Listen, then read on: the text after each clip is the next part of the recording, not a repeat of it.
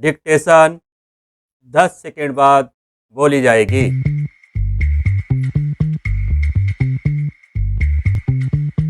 5 second. Ready, start. वित्तीय वर्ष 2023-24 राजस्व के मोर्चे पर उछाल के साथ समाप्त होता दिख रहा है।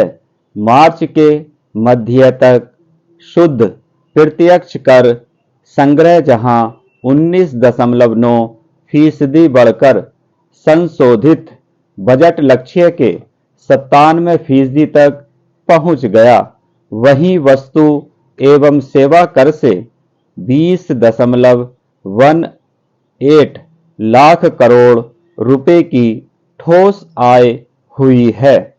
फरवरी में किए गए लेन देन के चलते मार्च में सकल जीएसटी राजस्व 1.78 लाख करोड़ रुपए के आंकड़े को पार कर गया, जो कि 6.5 साल पहले इस अप्रत्यक्ष कर के लागू होने के बाद से राजस्व प्राप्ति का अब तक का दूसरा सबसे बड़ा आंकड़ा है। साल के अंत में किए जाने वाले अनुपालनों की बदौलत अप्रैल 2023 एकमात्र ऐसा महीना रहा था जब कर संग्रह अधिक हुआ था। इस बात की अच्छी संभावना है कि इसी किस्म का अनुपालन संबंधी प्रभाव इस महीने के आंकड़े को 2 लाख करोड़ रुपए से ऊपर ले जाएगा, जो कि राजस्व प्राप्ति के लिहाज से एक नई उपलब्धि होगी। वर्ष 2023-24 में औसत मासिक संग्रह 11.6% बढ़कर 1.68 लाख करोड़ रुपए से अधिक हो गया है। इससे जीएसटी से अपेक्षित फायदा नहीं मिलने संबंधी केंद्र की चिंताओं का निवारण हो जाना चाहिए।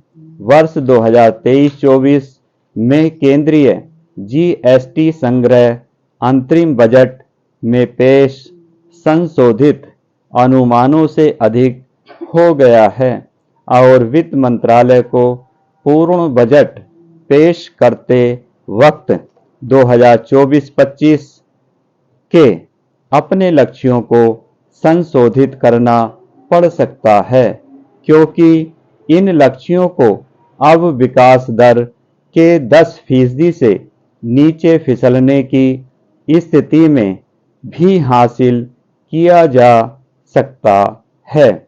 जीएसटी संग्रह में कुछ बढ़ोतरी पिछले सालों के लिए की गई कर संबंधी मांगों और नकली चालान एवं धोखाधड़ी वाले इनपुट टैक्स क्रेडिट जैसे कर चोरी के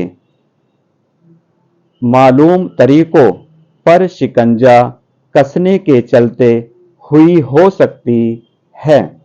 फिर भी शुद्ध जीएसटी राजस्व की बढ़ोतरी में उछाल, जिसे सरकार ने पिछले महीने से जाहिर करना शुरू कर दिया है, और घरेलू लेन देन के चलते सकल संग्रह में हुई बढ़ोतरी से यह पता चलता है कि 2023-24 की अंतिम तिमाही में आर्थिक गतिविधियां व्यस्त रही हैं।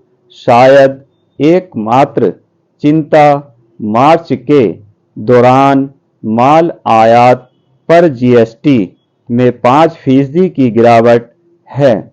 फरवरी में माल आयात पर जीएसटी में 8.5% की वृद्धि दर्ज की गई थी। मार्च की यह गिरावट विवेकाधीन उपभोग में कुछ कटौती का संकेत देती है। फिर भी समग्र जीएसटी में कई उछाल से अगली सरकार को इस कर व्यवस्था में अति आवश्यक सुधारों पर ध्यान केंद्रित करने में सहूलियत मिलनी चाहिए। इन सुधारों में इस कर की विभिन्न दरों पर जमी बर्फ को हटाकर उन्हें तर्कसंगत बनाने की योजना को नए सिरे से अंजाम देना और इसके दायरे में बिजली व पेट्रोलियम उत्पादों जैसी बाहर छूटी वस्तुओं को लाना और सीमेंट एवं बीमा जैसे प्रमुख उत्पादों पर उच्च शुल्क को कम करना शामिल होना चाहिए। जीएसटी मुआवजा उपकर जिसका इस्तेमाल अब कोविड-19 के महामारी काल की उधारियों को चुकाने के वास्ते राज्यों को मुआवजा देने के लिए किया जा रहा है। पिछले साल 1.44 लाख करोड़ रुपए था और बहुत संभव है कि इसे मार्च 2026 की विस्तारित समय सीमा से पहले ही निपटा दिया जाए। इस उपकर की जगह एक नई लेवी तंबाकू जैसी वास्तविक अवगुण वाली वस्तुओं को छोड़कर लगाने के लोभ से बचना बेहद महत्वपूर्ण होगा।